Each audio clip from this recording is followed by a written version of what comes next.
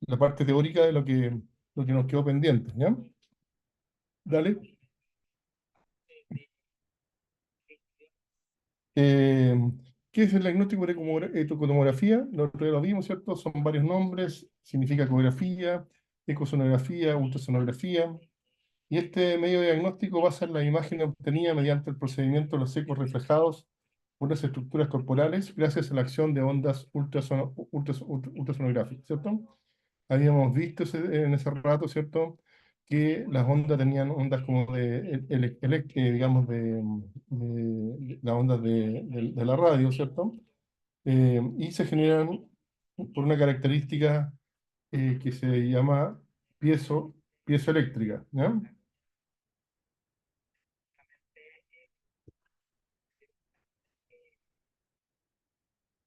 Voy a poner el teléfono. No. La ecografía se produce por ondas que atraviesan varios medios por diferentes fases, ¿cierto? Habíamos hablado que algunos medios eran un poquito más blandos, ¿cierto? Otros más duros, ¿cierto? Las ondas cambian de frecuencia, velocidad y amplitud, ¿cierto? Los tejidos tienen diferentes tipos de absorción y reflejan más o menos el sonido, ¿cierto? Eso va a depender también, como lo explicábamos, ¿cierto? Dependiendo de que si la estructura era un poco más, menos densa que el resto de la estructura.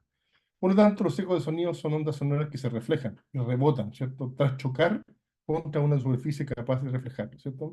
Entonces era lo que decíamos que cuando teníamos, por ejemplo, iba el haz de ultrasonido y se atravesaba o se topaba con un cálculo que era mucho más duro, obviamente había rebote, ¿cierto?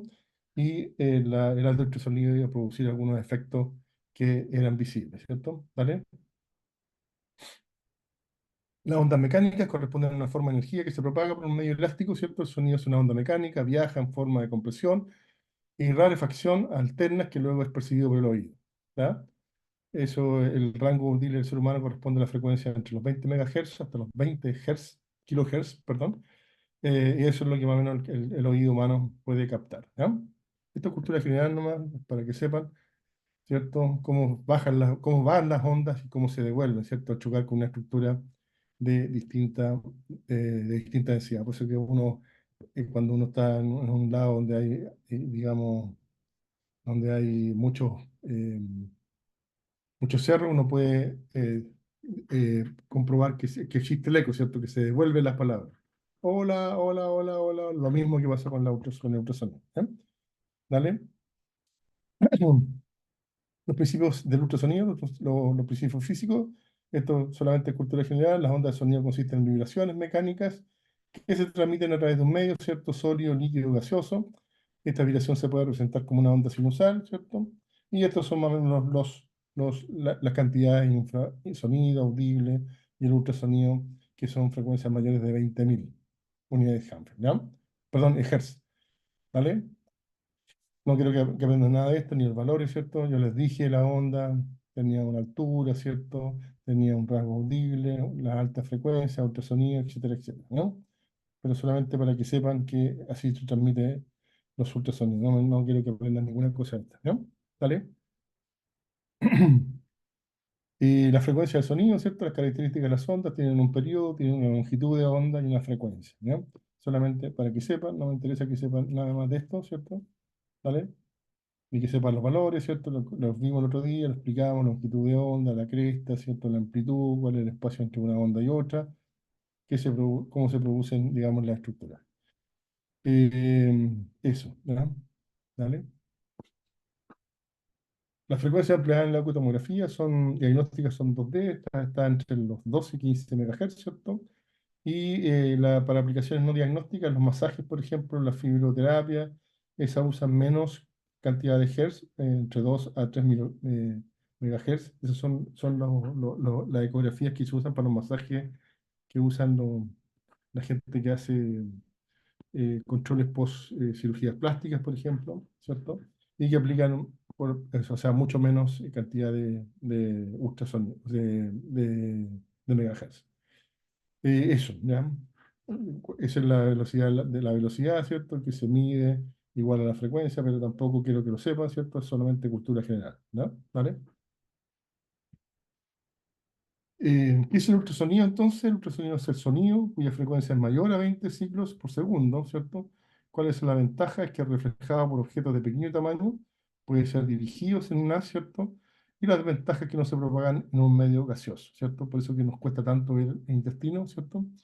Porque obviamente no tenemos una buena, no es muy bueno para, digamos, para ver gas, ¿cierto? Entonces, si el paciente no está en ayunas, está con mucho gas, obviamente dificulta muchísimo, muchísimo la exploración, ¿ya?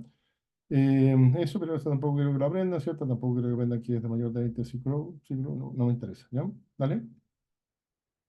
Los principios físicos del ultrasonido que el otro día hablamos, ¿cierto? De la intensidad, la impedancia, ¿ya? Y aquí hay una cantidad ¿cómo se llama? La impedancia es la resistencia de un tejido al paso del ultrasonido, es lo que hablamos el otro día, ¿cierto? Y está directamente proporcional con el grosor, ¿ya? Del tejido, ¿cierto? Por lo tanto, es distinto ver una tiroides, ¿cierto? Que está más cercano y que cuando uno ve un huesito, ¿cierto? Que es más duro, ¿cierto? Y que es más intenso, es distinta la propagación, cómo se propaga el ultrasonido, ¿ya? ¿Vale? Eso es lo importante que yo creo que aprendan. El resto, yo tampoco quiero que se lo aprendan esta tabla, ¿cierto? Sería una tontera, ¿cierto? Pero más o menos aquí tenemos como cultura general cuál es la onda de desplazamiento en unidad de tiempo, ¿cierto? En los distintos tipos ¿cómo se llama? De tejidos, agua, por ejemplo, tejido muscular. El agua, como ustedes ven, es mucho más, menos densa, por lo tanto uno la puede ver mucho mejor. Por eso que muchos estudios, cuando las personas están embarazadas, lo hacen tomar agua, ¿cierto? Porque el agua propaga muy bien el ultrasonido, ¿ya? Por eso que cuando uno tiene paciente con ascitis o paciente con daño hepático, se ve muy claramente el resto de la estructura, ¿cierto? Porque el agua ayuda bastante, ¿ya? ¿Dale? ¿Cuáles son los principios físicos del ultrasonido, cierto? La reflexión técnica en la refracción, ¿cierto? Las superficies irregulares o rugosas dan lugar a gran cantidad de ecos de baja amplitud, ¿cierto? La absorción, la pérdida de energía que se produce cuando un haz de ultrasonido atraviesa un medio, y la atenuación, que es la pérdida de energía que experimenta un haz de ultrasonido al atravesar un medio, ¿cierto?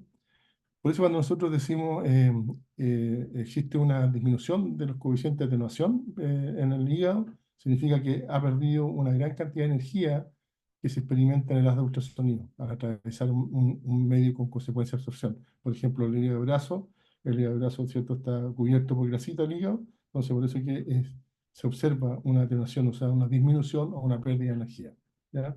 Pero esto en términos de cultura general tampoco quiero que se lo aprenda, ¿cierto? ¿Vale? Entonces la profundidad, ¿cierto? Que penetra el tejido blando, que está directamente en relación con la frecuencia empleada, tampoco quiero que se aprendan esto, ¿cierto? Pero para que lo sepan, ¿vale? No somos físicos, solamente somos médicos, ¿cierto? Y la interfase refractante en la superficie o barrera capaz de reflejar los sonidos, ¿cierto? Y por lo tanto también son los ultrasonidos, esta barrera de interfase existen entre dos medios contiguos. A veces podemos, por ejemplo, acá está el páncreas que vimos el otro día, ¿cierto? Y aquí encima está el duodeno, por lo tanto podemos a veces, digamos, equivocarnos, ¿ya? Porque hay una interfase ahí de reflejo. Tampoco quiero que lo sepan, ¿ya? Es solamente para que lo conozcan, ¿no? ¿Vale? La causa de obtenación, como decíamos, ¿cierto? Es la pérdida cuando una de ultrasonido llega a una interfaz reflectante, una parte de las que se refleja en forma de eco, ¿cierto? Cuando mayor sea la diferencia entre impedancia acústica, entre los dos medios que separan la interfase, mayor será el eco. Tampoco quiero que lo aprendan, ¿cierto? Lo importante es poder ver imágenes, ¿cierto? Y lo importante es ver el hígado que vimos el otro día, ¿cierto? Vimos el espacio de Morrison, vimos el riñón derecho. Vimos la diferencia entre el riñón y el hígado, ¿se acuerdan? ¿Ya? Para ver la ecogenicidad, ¿cierto? ¿Se acuerdan que lo blanco era hiperecogénico, lo negrito era hipocogénico, ¿cierto? Por lo tanto, acá hay una similitud bastante bien buena tanto la corteza renal como del parénquima hepático, ¿cierto? Ok, ¿vale? Eso es lo que quiero que vayan aprendiendo, ¿cierto? La solución es la menor distancia posible a la que se pueden estar situados dos puntos de forma, ¿ya? Tampoco quiero que lo aprendan, ¿cierto? Me interesa que aprendan imágenes, que vean fotos, dale, dale, dale, ya. Entonces, Yo le decía el otro día que teníamos distintos tipos de transductores, ¿cierto? Unos que eran un poquito eh, más pequeños, pero más profundos, ¿cierto? Y el transductor que estábamos usando el otro día, que es de 6,5, que es más amplio y también, por lo tanto, no tiene tanta profundidad, pero tiene más amplitud, ¿cierto? ¿Vale? Yo también, ¿no? Me interesa que lo sepan, ¿cierto? ¿Vale? Esto es para nosotros, para los radiólogos. Bueno, el otro día vimos las partes de un ecógrafo, ¿cierto? Que eran las sondas, ¿cierto? Son los transductores, vimos los tipos de transductores. Ahí en la universidad tenemos el de guatita, el de tiroides, que nos servía para el tiroides, nos sirvió para el hombro, ¿cierto? Y teníamos el ginecológico, ¿cierto? Dale, dale, ¿cierto? Ahí teníamos la botonera de nuestro ecógrafo, ¿cierto? Dale. Ahí ponemos, digamos, el nombre, el apellido, qué examen vamos a hacer, dale, dale, dale, dale. Y esos los tipos de transductores, ¿cierto? Nosotros tenemos el lineal, tenemos el convexo y tenemos el intercavitario que, que sirve para hacer ginecología, ¿no? Ese día lo usamos, los conocimos, ¿cierto? Esas son las frecuencias más o menos. Hay muchos transductores para ver corazón, hay para ver músculo esquelético, hay para ver unos chiquititos, para ver músculo esquelético más chiquitito, por ejemplo, los dedos. Hay otros para ver piel. O sea, deben haber unos 10 tipos de transductores, ¿ya? ¿Vale? Este es traductor converso, ¿cierto? Que más se utiliza en la práctica médica, baja frecuencia para órganos de articulación profunda, ¿cierto? Ahí tenemos nuestra fotito famosa del hígado, del riñón, ¿cierto? El espacio Morrison, ¿vale? El transductor plano, ¿cierto? Que lo utilizábamos de alta frecuencia, que utilizaba para órganos superficiales, hicimos tiroides ese día, ¿cierto? ¿Vale? Transductor sectorial, no tenemos ahí, pero ese sirve para ver corazón, ¿ya? Es cuadradita la forma, y tiene un campo visual estrecho, así que es muy dirigido a ver el corazón, la estructura del corazón, ¿ya? ¿Vale? Y el traductor intercavitario, ¿cierto? Que es transvaginal, tiene una muy buena señal porque, digamos, como es redondo, puede mirar así como alrededor, alrededor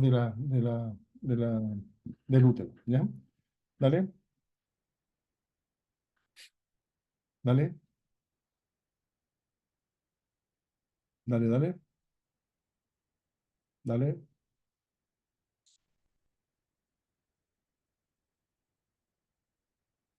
Ya. Esto es un poco lo que vimos el otro día, ¿cierto? El efecto Doppler, que es lo que hace que la longitud de onda de la luz varía con el movimiento relativo entre la fuente y el observador. Aquí hay que ser un poco, que ver un poco, este es un examen un poquito más complejo porque en definitiva lo que analiza el Doppler, el estudio Doppler es el movimiento de los glóbulos rojos, ¿ya? Entonces, eso produce una imagen, ¿cierto? Que la máquina la va elaborando tan rápidamente que sale las de ultrasonido, devuelve, se devuelve y analiza cómo está el torrente sanguíneo, cómo está la velocidad, eh, cómo está la altitud, ¿cierto? Porque obviamente si es que, por ejemplo, una vena o una arteria está ocluida, obviamente van a haber variaciones del Doppler, ¿cierto? Eh, y bueno, hay varias cosas que tenemos que estudiar en el Doppler. Y justamente tiene relación con eso cuando existen placas, por ejemplo, en la aorta. Obviamente, cuando uno aprieta la manguera y estamos regando ahí al final de la casa, obviamente que se produce una, aumento de la presión, ¿cierto? Al salir la manguera en la parte proximal, ¿cierto? Porque hay obstrucción, digamos, en la parte, en el extremo y tal. Por lo tanto, más o menos para que entiendan cómo es el Doppler, ¿cierto? Obviamente uno estudia la arquitectura del vaso, estudia si hay placas y si las placas son buenas o son malas, ¿cierto? Si son estables o no son estables, si esas placas que producen disminución del volumen o del lumen de la arteria, producen alteraciones ecográficas o alteraciones del tránsito o el trayecto de la arteria, ¿ya? Por eso es que es un examen bastante complejo y bonito, ¿ya? Cuando uno lo hace bien, y sirve para eso, ¿ya? ¿Dale? Eh, sí, bueno, artefactos son artefactos que se producen porque uno cree que son imágenes como que son verdaderas, ¿cierto? Y uno puede pensar, por ejemplo, que no sé, cuando está examinando la vesícula, no está en realidad examinando la vesícula, sino que está examinando el, el- el duodeno, por ejemplo, y el duodeno produce mucho aire y uno piensa que ese aire puede ser también, puede ser, puede ser cálculo, ¿cierto? Que proyecta en sombra acústica, etcétera, ¿ya? Eso, ¿ya? ¿Vale? Los tipos de cortes son longitudinales, transversales y oblicuos, ¿cierto? El otro día vimos un poco en práctica cuánto eran los longitudinales. Por ejemplo, el uno era longitudinal, ¿cierto? El otro, el 2 era medio transversal, que metíamos por debajo de la costilla para mirar el hígado, ¿cierto? Casi en toda su extensión. Y la vesícula, que en definitiva no era tan rígida, así como derecha, ni transversal, ni longitudinal, sino que era un poco oblicua, buscando la vesícula, ¿cierto? ¿Vale? Aquí están los tipos de cortes, ¿cierto? Este es un corte longitudinal. Ahí está proyectado en la izquierda, ¿cierto? Cómo son los cortes longitudinales, ¿cierto? Nosotros hicimos ecografía y vimos cómo eran los cortes longitudinales, ¿vale? El corte transversal que decía yo, ¿cierto? Que mirábamos el hígado casi en toda su estructura, ¿cierto? ¿Vale? Y los cortes oblicuos que cuando andábamos buscando la vesícula utilizábamos ese corte que era un poco así como inclinado, como en 45 grados, ¿ya? ¿Vale? Esto es lo importante que son la terminología elemental, ¿cierto? Yo siempre le dije lo hiperecogénico, porque atraviesa una interfaz de mayor ecogenicidad o en mayor número que la estructura que circunda. Hipocogénico se atraviesa interfaz de menor ecogenicidad o de menor número que las estructuras que la circulan.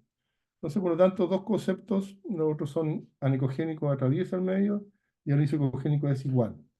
Dos cosas que a mí me interesan no solamente que es hiperecogénico, que es más blanquito, ¿cierto? Atraviesa interfase de mayor ecogenicidad, ¿cierto? Por lo tanto es más blanco, hablamos del hígado graso, ¿cierto? Que era más blanco, hablamos de los cálculos que eran hiperecogénicos, ¿cierto? Y cuando veíamos quistes o otras estructuras, hablábamos de hipoecogénico. Dos conceptos, hiper blanco, hipo negro, ¿ya? Nada más, ¿vale?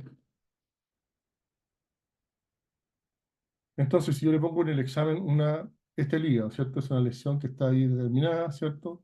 Es una lesión blanca. Por lo tanto, si yo le pongo la alternativa en el lóbulo hepático derecho, existe una lesión de 5 por 5, es hiperecogénica, hipocogénica o isocogénica. ¿Cuál es la respuesta? Hiperecogénica. ¿Ok? ¿Ya? Dale. Y esta lesión, más negrita, ¿cierto? En relación al resto del parénquima, entonces, usted, cuál es la hipocogénica? ¿Cierto? Ok. Tuch, eso. Esas imágenes son ecogénicas, anecogénicas, ¿cierto? Que son iguales o menores, ¿cierto? Pero me interesa que aprendan hiper e hipocogénica. ¿Ya? ¿Vale? Los artefactos son muchos, entonces eh, vamos a encontrar muchos artefactos, por lo tanto, puede producir confusión al explorador, como le decía yo, ¿cierto? El refuerzo acústico, la sombra acústica, la reverberación, la escuela de cometa, etcétera. A veces cuando uno gira un poco ya el transductor y busca mejor imagen, se desaparecen estos artefactos que producen la ecografía. ¿Ah? ¿Vale? Esto es un refuerzo acústico, ¿cierto? Esto no existe, lo que está debajo, ¿ya? Pero se produce en ultrasonido a través de un medio sin interfase, ¿ya? Un poco quiero que lo conozcan, no que, tampoco, pero digamos, pero por ejemplo, los cálculos producen refuerzo acústico posterior, ¿ya? ¿Vale? Sombra acústica, sombra acústica, ¿ya? Entonces se produce cuando el ultrasonido choca con una interfase, y eso lo conversamos muchas veces, ¿cierto? Venía caminando el ultrasonido, venía, y se encontró con los cálculos esos que están, todos esos cálculos que están ahí, que están produciendo sombra acústica posterior, ¿cierto? Porque hay un cambio de señal, ¿cierto? Venían tranquilamente caminando por un tejido bastante decente, ¿cierto? Inclusive vieron agua y después encontraron estos cálculos y lo que produce entonces son las imágenes que están detrás de esta interfase que se llaman sombra acústica posterior. Por lo tanto, si yo pongo esta foto, ¿cierto?, de una colelitiasis, tienen que saber que es una colelitiasis, ¿cierto?, que no es una cola aguda y que todos estos artefactos se llaman sombra acústica posterior. Que yo les decía cuál es la diferencia entre un cálculo y un pólipo vesicular, es que el cálculo produce sombra acústica posterior. ¿Ok? Dale. Reverberaciones, para que lo sepan nomás, ¿cierto? Se producen cuando la haz de ultrasonido incide sobre una interfase que separa dos medios, ¿ya? Solamente para que lo conozcan, yo les voy diciendo lo que me interesa que quiero que conozcan. Con la cometa también hay artefactos, ¿cierto? ¿Ya? Para que lo sepan, el haz de ultrasonido choca contra una interfase estrecha, mercogénica, apareciendo detrás de esta interfase una serie de ecos lineales, como esa que están marcadas ahí, ¿ya? Pero me interesa que aprendan lo otro, ¿ya? ¿Vale? Imagen en espejo que se produce cuando una interfase es muy ecogénica, ¿ya? Y se produce aquí como si fuera una espacio, se liga, ¿cierto? Como si fuera la misma imagen que está acá, que es como una producción de una sombra acústica, ¿cierto? Pero también para que lo conozcan, no, pero no me interesa que lo aprendan, ¿ya? ¿Vale? Las lecciones básicas, estas sí que sí quiero que aprendan, ¿cierto? Los quistes simples, los quistes complejos y el líquido libre serían eh, eh, serían, ¿cierto? Serían hipocogénicas, ¿cierto? Esas lesiones. La que estamos hablando ahí, quiste simple, ¿cierto? Líquido libre siempre es negrito, hipocogénico, que es lo que deberíamos ver cuando vemos líquido libre, cuando estamos haciendo una ecofaz, ¿cierto? Y las sólidas son hemogéneas, hipocogénicas, isocogénicas, hiperecogénicas o heterogéneas, ¿ya? A veces las lesiones son mixtas, son aspecto sólido quísticas, ¿cierto? Tiene una parte sólida hacia afuera y una quística hacia el centro, que a veces, muchas veces esa parte de adentro no es sólida, sino que es a veces también necrótica, ¿ya? Pero existen, bueno, obviamente lesiones mixtas, ¿ya? ¿Vale? Entonces, el quiste simple, ¿cómo sería? ¿Qué sería? ¿Hiper o hipo? Hipo. Exacto, muy bien, ¿ya? Ahí tenemos una lesión en un quiste simple, ¿cierto? Hipocogénico, entonces tenemos una lesión hipocogénica. Si yo le pongo esa foto en el examen, me tiene que contestar que es una lesión en el hígado hipocogénica, ¿cierto? Lo mismo acá tenemos muchos quistes. Ya, bueno, este es para nosotros, es un quiste complejo, bueno, ahí uno pone diferencia, que tiene tabique, cosas, pero eso es para nosotros. Pero ustedes me tienen que responder si yo le pongo ese riñón en la derecha, que es hipocogénico, ¿ya? ¿Ok? Dale.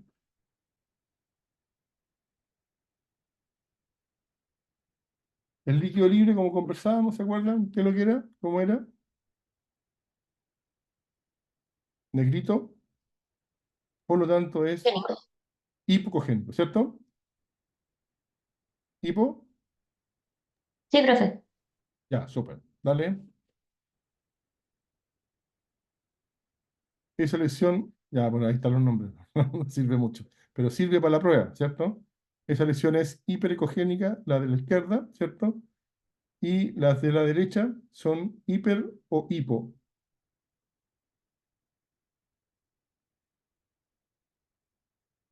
la de la derecha. Hipo. Ya, perfecto. Muy bien. Dale. Lesiones isocogénicas que son muy parecidas, ¿cierto? Y las lesiones heterogéneas que son entre sólidas, quísticas, ¿ya? Pero esa es una metástasis que, como ustedes la pueden ver, tiene un centro que son hiperecogénicos, por fuera son un poquito más negros, ¿cierto? Por lo tanto son heterogéneas, son sólido, quísticas, pero esto es una metástasis hepática, ¿ya? ¿Vale?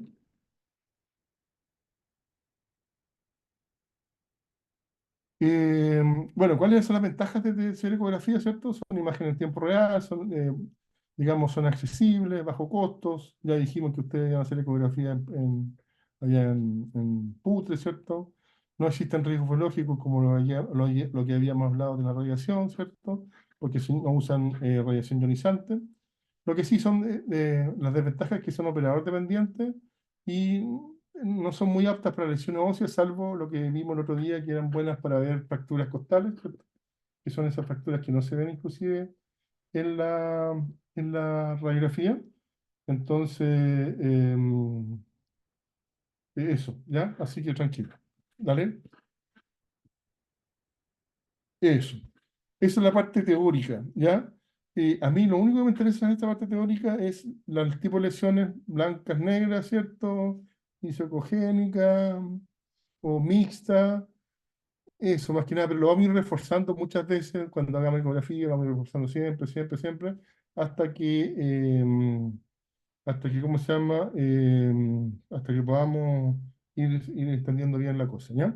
Ahora viene la otra clase que es más entretenida, que es de ECOFAS, ¿ya? Y es más o menos para que vamos.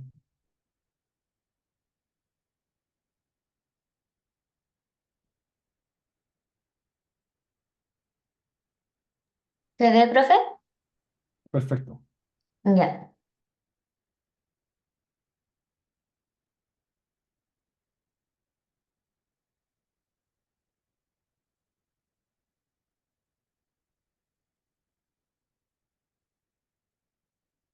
Ya, dale nomás. Dale, dale, dale. Ya nosotros sabemos, ¿eso es cierto? Bueno, esto es lo importante que el otro día vimos y esto es importante que ustedes sepan, ¿cierto? El manejo inicial de los pacientes politraumatizados es uno de los mayores desafíos de la práctica clínica, ¿cierto? Eh, por lo tanto, en los últimos 30 años se ha hecho y se ha validado muchísimo el uso del ultrasonido, ¿cierto? En los pacientes politraumatizados. Nosotros el otro día hablábamos de un escenario que había 5 pacientes, ¿cierto? Accidentados graves, que le habíamos hecho ecografía, algunos no tenían nada, ¿cierto? En el ECOFAS, estaban estables, algunos tenían líquido libre en el ECOFAS, pero estaban estables, y obviamente esos pacientes que tenían líquido libre y estaban inestables, con la presión alta y todo, esos pacientes iban inmediatamente a pabellón. ¿Cierto? En cambio, los otros pacientes que tenían líquido libre pero estaban estables, podíamos esperar un rato y hacerles una tomografía, ¿cierto? Y al paciente que estaba con líquido libre o no tenía nada, lo podíamos examinar muchas veces, ¿cierto? Lo podíamos, si el paciente empezaba a compensar, le podíamos hacer otra ecografía y otra ecografía hasta digamos, dejarlo estable, ¿vale? ¿Vale? Por eso que es importante la ECOFAST, ¿ya?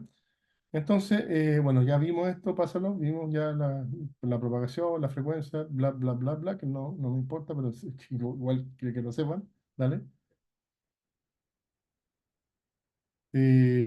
Dale. Bueno, cada día hay muchos más accidentes de tránsito, ¿cierto?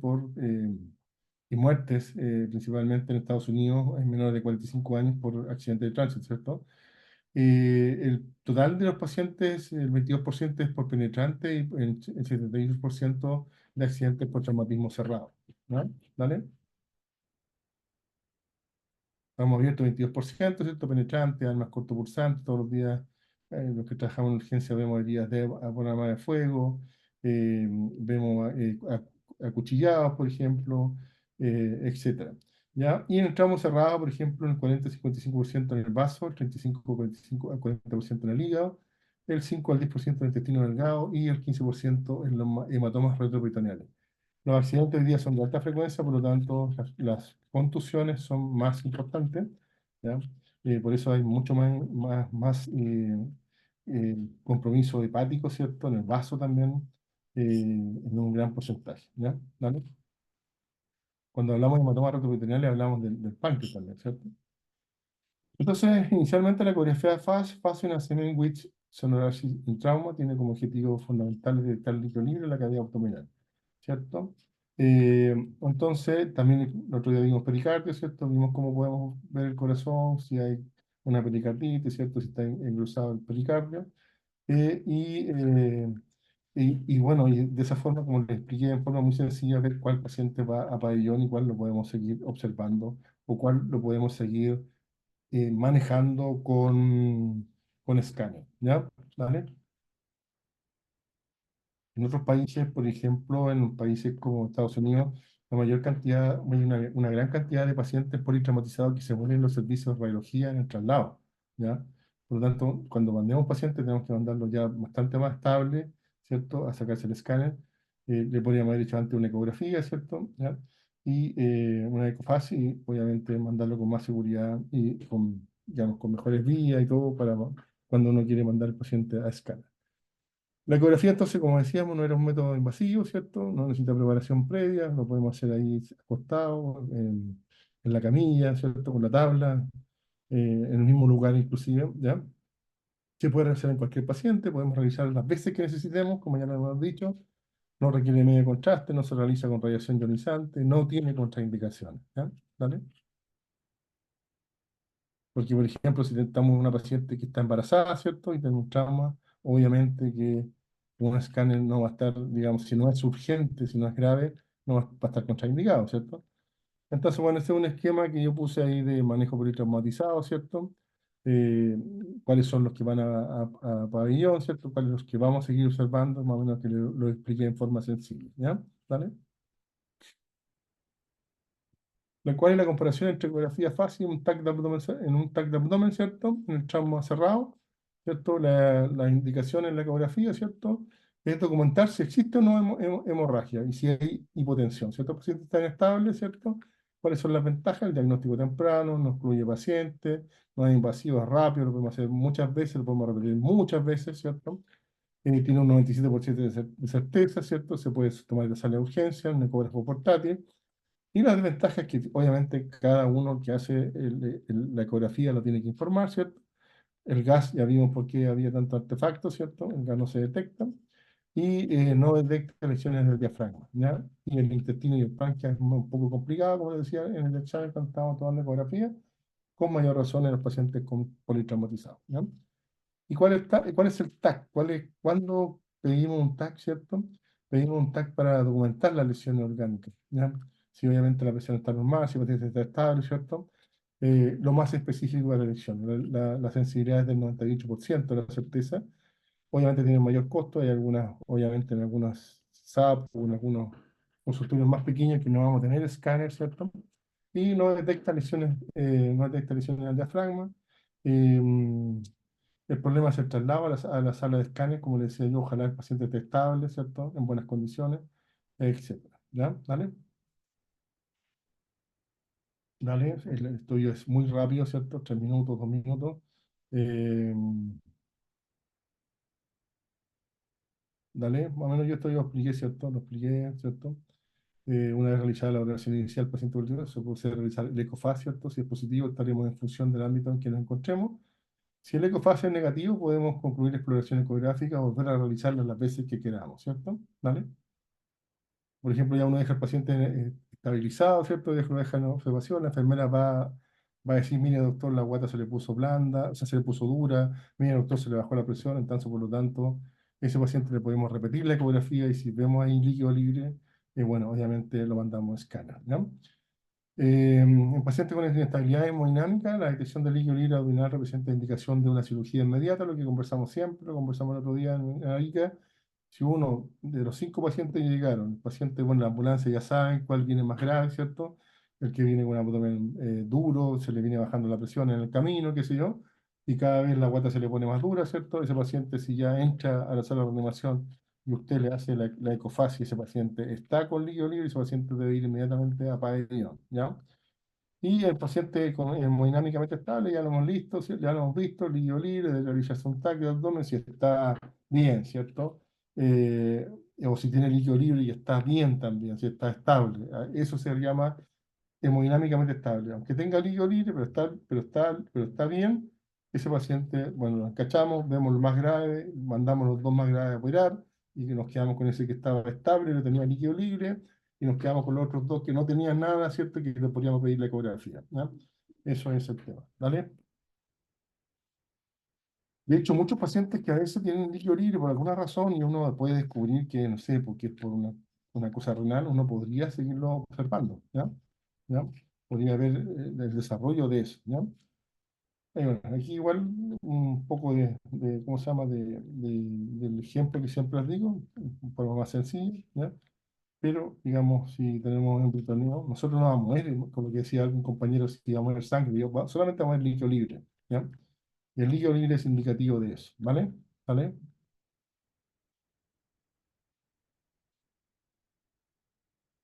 Vale, vale, dale. Bueno, ya lo hicimos un poco eso. ¿Vale?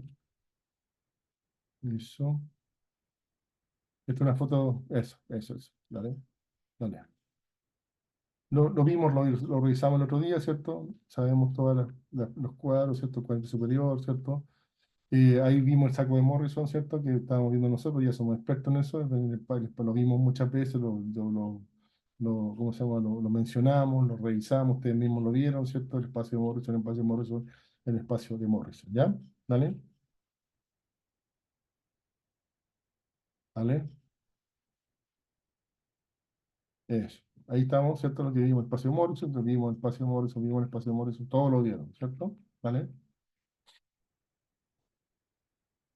Lo que es hipocogénico, ¿cierto? El derrame pleural, ¿cierto? ¿Cierto? Que uno va a ver ahí por detrás del hígado, ¿cierto? Vamos a ver una región hipocogénica, ¿cierto? Que es agua, ¿cierto? Entonces, por lo tanto, el agua es negrita, es hipocogénica, ¿cierto? Y eso es un derrame pleural, ¿vale? ¿Vale? Este es el otro espacio, el cuadrante superior, ¿cierto? Donde vamos a ver lo contrario del otro lado, que también lo vimos el espacio pleurorenal entre el riñón izquierdo y el vaso, que mucho también cuando hicimos ecografía lo estuvimos viendo, ¿cierto? ¿Vale? Es un poquito más difícil, ¿te acuerdan que yo le decía, váyanse para atrás, no váyanse para atrás, ¿cierto? Y un poquito hacia arriba, con alta confianza. Obviamente, seguramente este paciente va a ser más complicado, un gordito camionero que venía en su camión, tuvo un accidente, etcétera, y no va a ser el paciente adecuado quizás porque había comido recién, etcétera. Entonces, eso, ¿ya? ¿Vale? Es el líquido libre, ¿cierto? Yo lo que les dije, ahí está el espacio de Morrison, para que vean un espacio de Morrison en la foto izquierda, un espacio de Morrison, ¿cierto? Está el riñón abajo y ahí está marcando con azul, está agua, ¿cierto? Líquido libre, ¿no? ¿Vale? En la pelvis, ¿cierto? En esta ubicación debe identificarse la vejiga, que yo se las mostré en aquellos que podíamos ver, ¿cierto? Eh, y en la mujer a veces puede haber un poco de líquido libre en el espacio de Douglas, ¿cierto?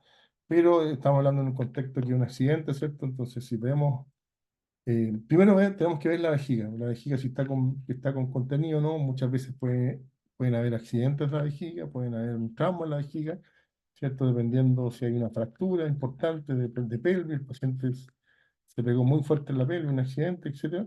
Entonces, le digamos ver la vejiga, ¿ya? ¿Vale? ¿Vale?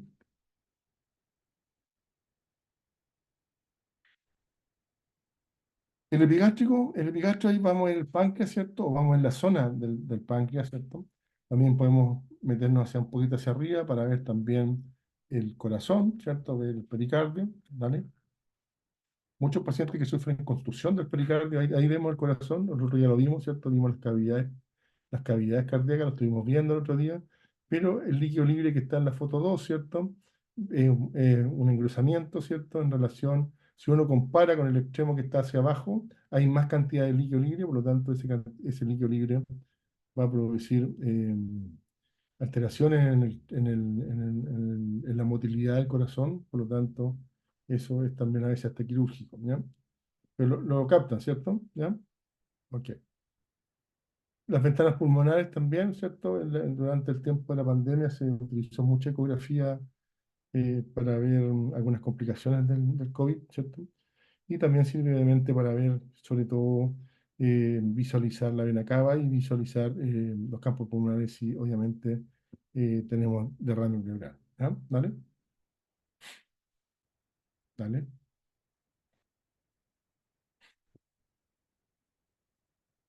Vamos, dale. La cosa más complicada, ¿no? ¿Dale? Ver derrames pleurales no es tan fácil. ¿No? O eso, dale. Yo me conformo con que sepan, dale. Con que sepan ver la guata, me siento feliz. ¿Ya? ¿Dale? Bueno, obviamente, pacientes más gorditos cuesta mirarlo, ¿cierto? La presencia de enfisema porque es gas, ya lo habíamos visto en la clase, y porque dificultaba tanto la visualización, ¿cierto? Bueno, obviamente cuando los pacientes han tenido una operación también es mucho más difícil ver la quemadura en el área abdominal, fracturas costales, bajas que impiden hacer presión en el transductor. Cuando uno está en trauma, cuando uno está con un paciente traumático, yo trabajé varios años en la urgencia cuando era médico general y vi las cosas más que nunca me podía, nunca me había imaginado en la universidad que podían pasar. Eso, ¿ya? Em, eh, fundamentalmente eso, ¿ya? ¿Dale?